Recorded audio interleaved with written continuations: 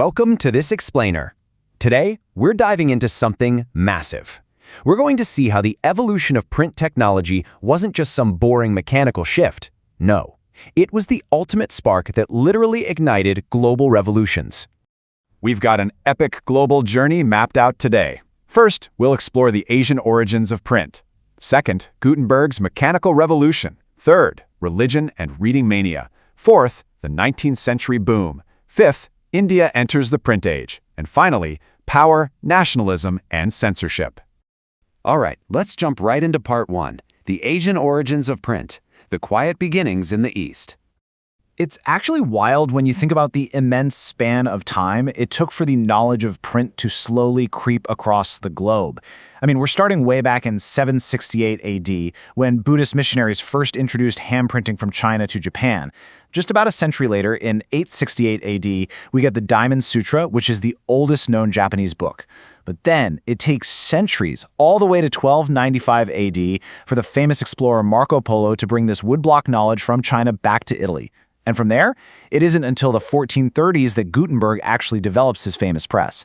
The sheer patience of this global evolution is just staggering. So, to really understand this early tech, we have to look at how China utilized woodblock printing for such a long time. It was a totally manual, painstaking process. Step 1, you'd carve the text or image you wanted into a wooden block. Step 2, you carefully apply ink evenly to that carved surface. And Step 3, you rub paper against the inked block to transfer the print. It took incredible skill and a ton of time just to produce a single page. Now, you might be wondering, why go through all that trouble on such a massive scale? Well, it all comes down to China's massive bureaucracy. They recruited their personnel through these intensely rigorous civil service exams, which demanded a constant, vast supply of printed textbooks. Imagine trying to study for the absolute most important test of your life, the one that decides your whole career, without any textbooks.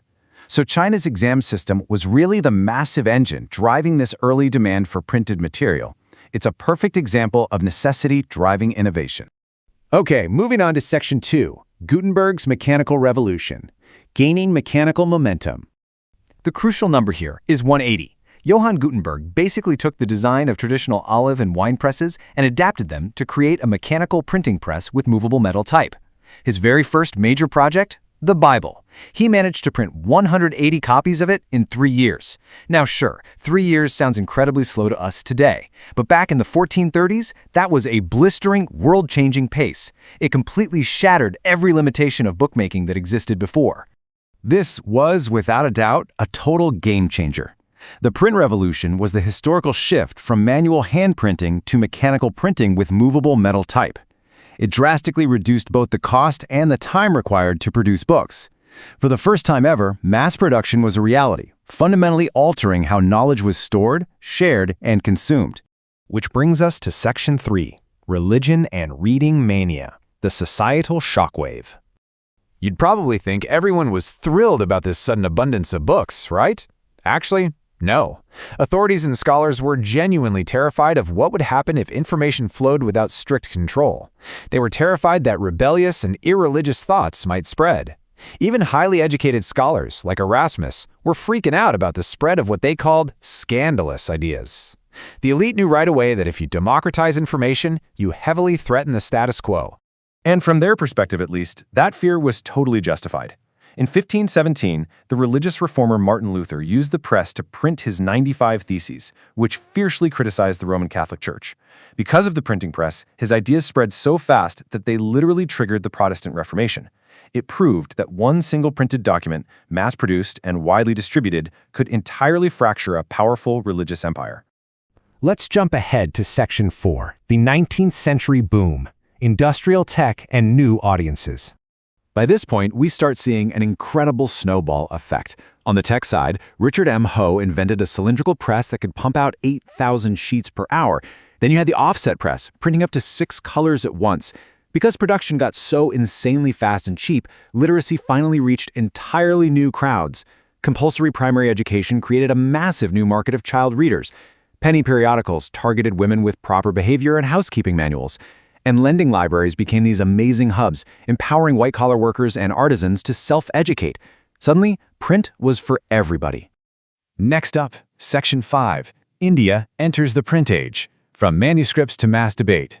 For centuries, India relied on this gorgeous tradition of handwritten manuscripts in Sanskrit, Arabic, and Persian. They were beautiful works of art, sure, but highly expensive, super fragile, and pretty much limited exclusively to societal elites. But then, in the mid-16th century, Portuguese missionaries brought the printing press to Goa, and everything changed. The press enabled cheap, mass-produced text that took knowledge right out of the palaces and turned everyday society into a vibrant, public battleground for social reform.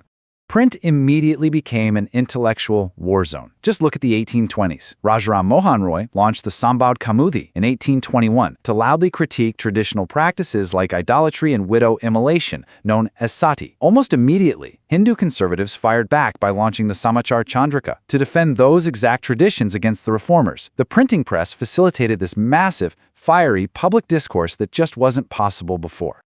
But here's the really beautiful part. Print also gave a voice to the deeply marginalized. Take Rashsundari Devi. Women were often forbidden from schooling, but she actually learned to read in secret. And in 1876, she published Amar Jiban, which is an incredible milestone because it was the very first full-length autobiography published in the Bengali language. Print literally empowered individuals to tell their own stories to the world. But looking at all this empowerment forces us to ask a really tough question. What happens when ideas spread too freely, especially when nationalist critiques start spreading rapidly under strict colonial rule? That takes us right into our final section. Number 6, power, nationalism, and censorship. The empire strikes back. The British authorities were completely panicking over rising anti-colonial sentiments that were being fueled by the local press. So, to crush it, they passed the Vernacular Press Act of 1878, which was modeled right after Irish press laws. This act gave the government extensive rights to censor the local language or vernacular press in India. If a newspaper dared to publish what the government deemed seditious news, authorities could just shut it down and seize all its assets. It's a stark reminder that controlling the printed word is ultimately about controlling power. As we wrap up this explainer, I want to leave you with a provocative thought to chew on. If the printed word was the original spark that democratized society, but also invited such fierce, top-down censorship, what is the modern equivalent of the printing press? And more importantly, who controls its power today? The medium might have changed from wooden blocks to digital screens, but the battle over who gets to share information is as alive today as it was centuries ago. Keep that in mind the next time you consume media. Thanks for learning with me, and I'll catch you in the next explainer.